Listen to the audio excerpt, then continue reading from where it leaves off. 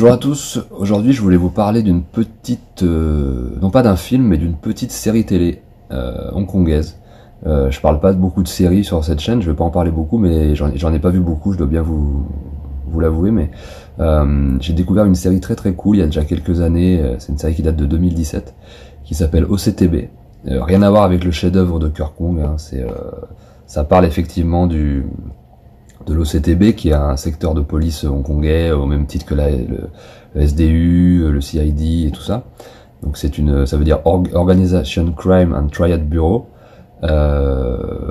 Et donc j'ai découvert la série en 2017 sur Netflix. Et je crois qu'elle est toujours disponible. Si je dis pas de conneries, elle doit toujours être disponible sur Netflix.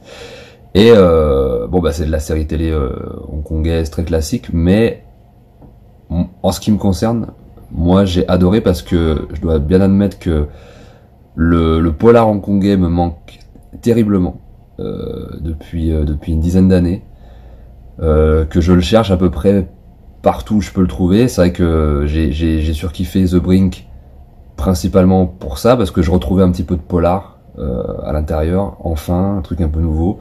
Et au CTB, ça va si vous aimez le polar hongkongais des années 80-90, vous allez, je pense que vous allez kiffer. On y retrouve en héros, il y a Jordan Chan en personnage principal, Danny Chan, Sam Lee. Il y a tout un tas de Kwan mythiques des années 80 que vous allez retrouver, les Philip Chan, les Mantat, les Karim. Il y a tout un tas voilà, je vous dis pas plus, mais vous allez reconnaître plein d'acteurs, revenir dans des personnages de triades, de policiers, de tout ça. Moi ça m'a fait ça a vraiment été un bon gros chou de nostalgie de voir cette série. C'est la raison principale pour laquelle je l'aime bien, mais après je dois aussi admettre que j'ai bien suivi l'histoire. C'est une histoire, voilà, de flics infiltrés au début, et après, voilà, comme toutes les séries, on s'attache à l'équipe de policiers qui déjoue les enquêtes et tout ça.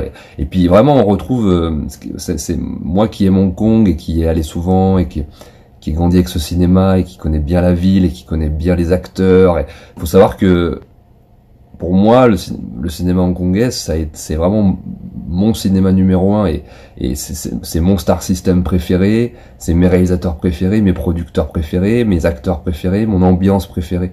Et moi, c'est vraiment le cinéma qui coule dans mes veines, c'est le cinéma hongkongais. Même si j'aime beaucoup le cinéma chinois et de maintenant, et j'aime le cinéma absolument tout court, partout, tout le temps, à n'importe quel moment, dans n'importe quel pays, de tous les pays, de toutes les couleurs, etc. Mais le cinéma hongkongais, c'est vraiment un cinéma qui coule dans mes veines, que j'aime profondément. Et quand je regarde cette série, voilà, je suis à la maison. En fait, je suis complètement à la maison, comme quand j'étais petit et qu'on matait les films de hongkongais avec mon frère. On se sentait que chez nous, quoi. On était en famille, on considérait les acteurs comme nos amis. C'était très, voilà, il y a vraiment un sentiment, voilà, de se sentir comme chez soi. Et moi, c'est ce que je ressens quand je vais là-bas, physiquement, quand j'y suis allé. C'est cette sensation que j'ai l'impression d'être chez moi. Et quand je regarde la série, c'est un petit peu la sensation que j'ai, parce que je retrouve, comme je vous ai dit, plein d'acteurs. On retrouve, voilà, plein de codes et de stéréotypes de tout ce qu'on a aimé dans le cinéma hongkongais, dans le polar particulièrement. Voilà, donc je crois qu'il y a qu'une seule saison, mais il doit y avoir au moins une trentaine d'épisodes qui durent 1 heure. Donc effectivement, hein, c'est filmé, c'est de la série télé, hein, donc c'est pas sur la réalisation pure, évidemment, qui a l'intérêt où l'intérêt se trouve, mais c'est vraiment dans l'écriture, dans le scénario, dans les acteurs, et vraiment, moi, en ce qui me concerne, le plus important, voilà, c'est vraiment la nostalgie de retrouver enfin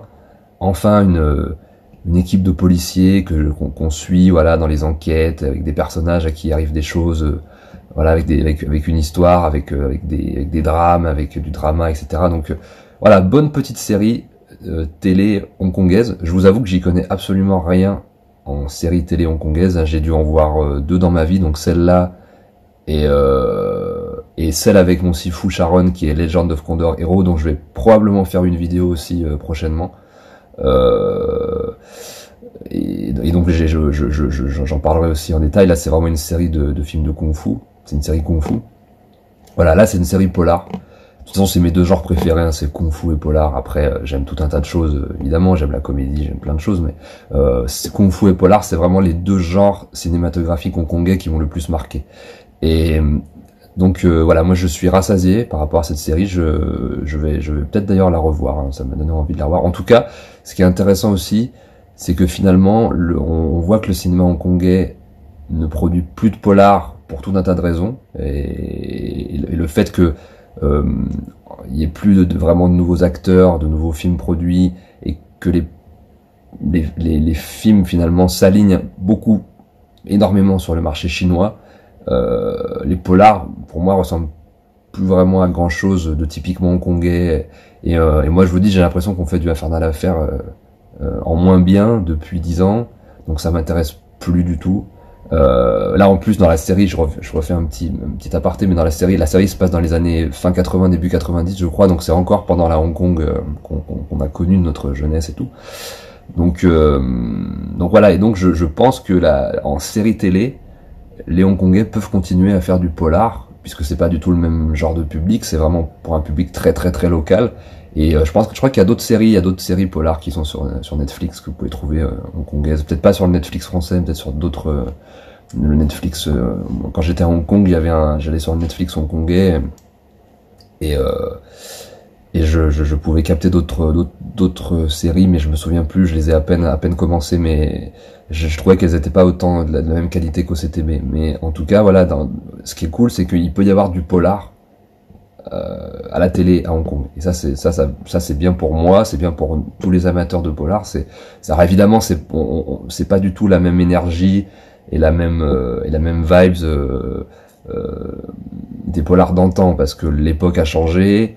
Aujourd'hui, Hong Kong est redevenu chinois, donc vous allez voir dans la série, bon, effectivement, ça critique beaucoup les Anglais, beaucoup la colonie. Et à juste titre, hein, je pense qu'il y a des choses qui ont été faites durant la colonisation qui ont été absolument immondes.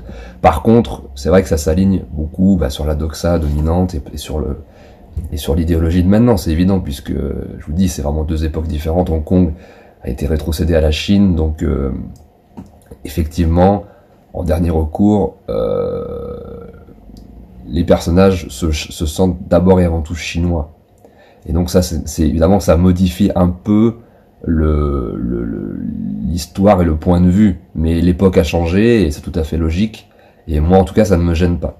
Mais je peux comprendre que ça puisse en dérouter certains. Vous me direz dans les commentaires si jamais ça vous dérange ou non.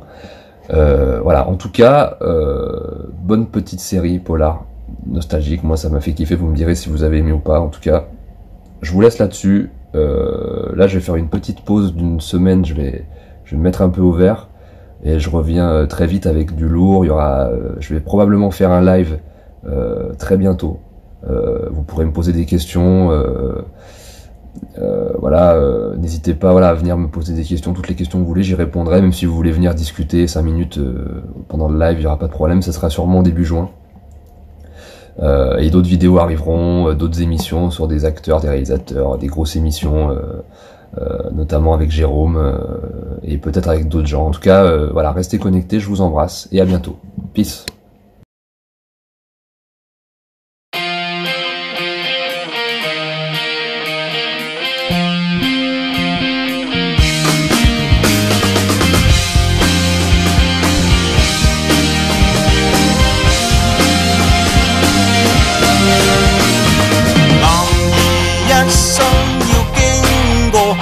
上磨練共多少？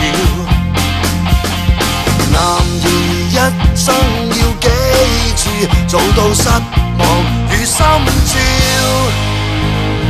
我有無邊毅力，捱盡困難考驗。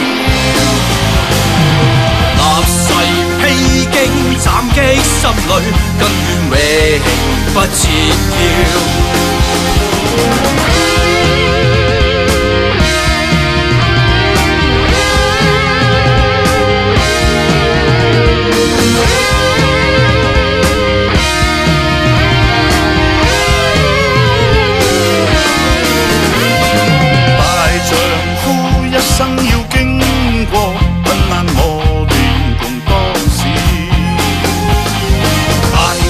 呼。